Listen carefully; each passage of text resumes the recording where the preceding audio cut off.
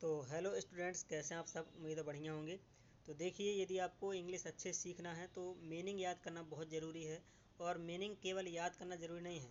यदि आपको देखिए, इंग्लिश दो तरीके से सीखी जाती है। एक तो वो होती है जो कि स्पीकिंग इंग्लिश होती है, आपको किसी को पढ़ाना नहीं है, केवल बोलना है ना।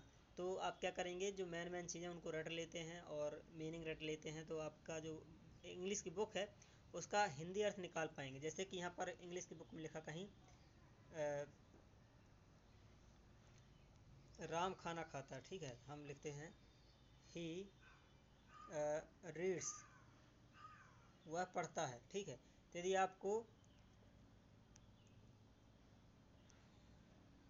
यदि आपको मीनिंग याद है तो आप उसका अर्थ निकाल पाएंगे, ये तो अच्छी बात है। जैसे वह पढ़ता है, हम क्या करेंगे, इसको वह पढ़ता है, इसको अर्थ निकाल लेंगे, ओके। लेकिन यदि आपको मीनिंग के अर्थ, ये होता है मीनिंग हमारी और ये होता है अर्थ उसका।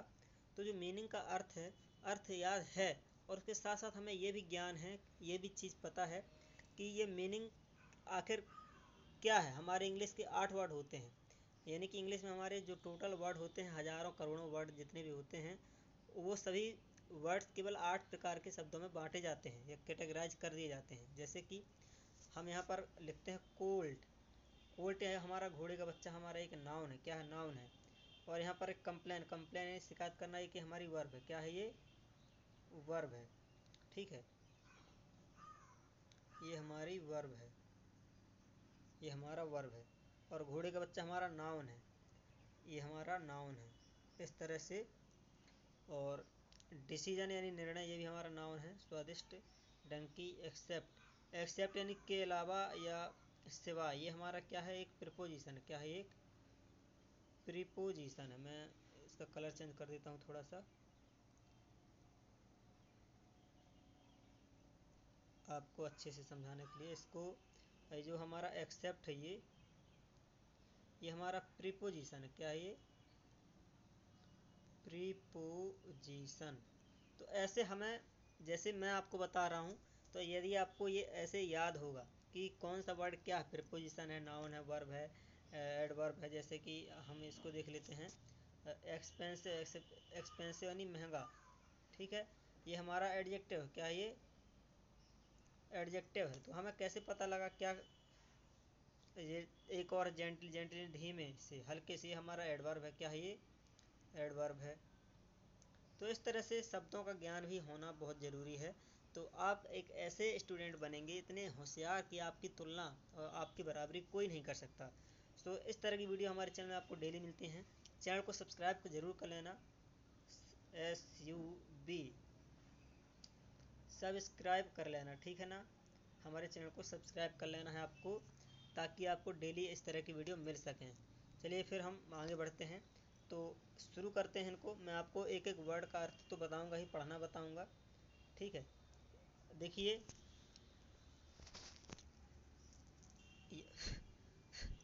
यहाँ पर हमारा जो अलॉट ऑफ है, ये हमारा अलॉट ऑफ है।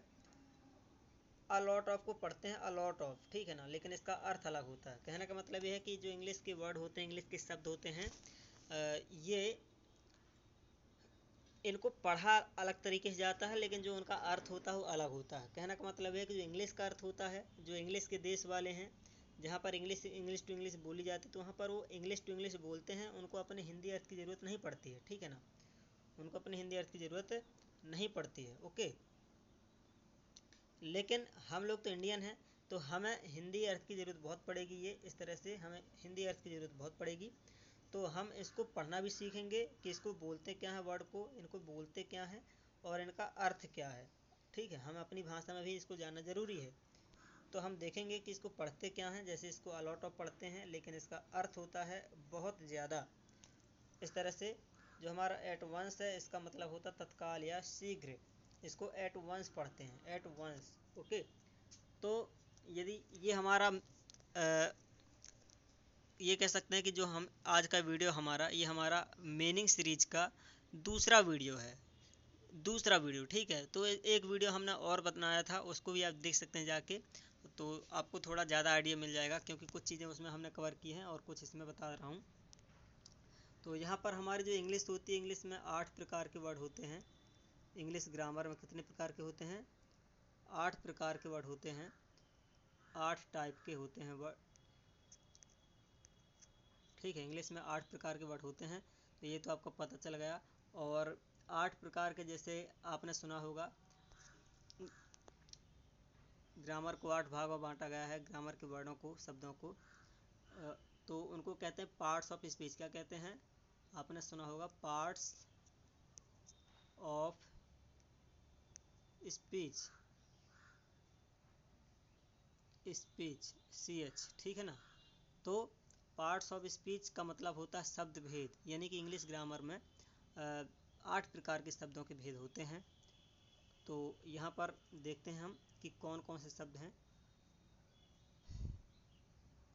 और एक बात मैं आपको बता दूं कि पार्ट्स ऑफ स्पीच वाला आपको वीडियो देख लेना है।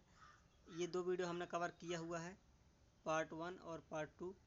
हमारी इंग्लिश मीनिंग वाली वीडियो का सीरीज है ये, जो कि निरंतर चलती रहेगी। डेली आपको 1-2 वीडियो मिलते रहेंगे मीनिंग वाले।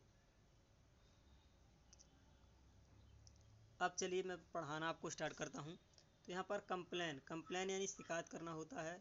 कॉर्नर यानी कोना होता है। तो कंप्लेन एक हमारी वर्ब है। क्या हमारा एक वर्ब है? बोल दूंगा, लिखने में टाइम लग रहा है। कॉर्नर यानी कोना, ये हमारा एक नाउन है। डिसीजन का मतलब भी होता है एक नाउन है। ठीक है, ये एक इस प्रकार की नाउन है कि डिसीजन, निर्णय, ये एक एब्स्ट्रैक्टिव नाउन है, भाववाचक संज्ञा है। ठीक है, अनकाउंटेबल नाउन है। और यहाँ पर डिलीशियस यानी स्वाद, ये भी हमारा एक नाउन है।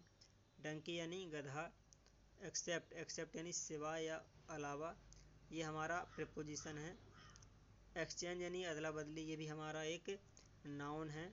एक्सपेंसिव यानी महंगा, ये हमारा एक एडजेक्टिव है, एडजेक्टिव। फीड यानी खिलाना, किसी को खाना खिलाना, तो फीड वर्ब है हमारी। फॉडर यानी चारा, जानवरों का खाना, पशुओं का। जेंटलमैन यानी सज्जन पुरुष, संभ्रांत व्यक्ति, ये भी हमारा नाउन है। जेंटली यानी धीरे से, धीमे से, हल्के से, ये हमारा एडवर्ब हो गया। हेलो एक ये हम इसको ये बोल सकते हैं एक्सक्लेमेशन ऑफ मार्क है, या संबंध बोधक, या हम इसको एक तरह का पुकारने का शब्द बोलते हैं, हेलो, हाय, हेलो, है ना। ये इंट्रोडक्टरी होता है। और हर्ड ऑफ कैटल, पशुओं का समूह होता है, नाउन है ये। हॉर्स यानी ट्रेनर।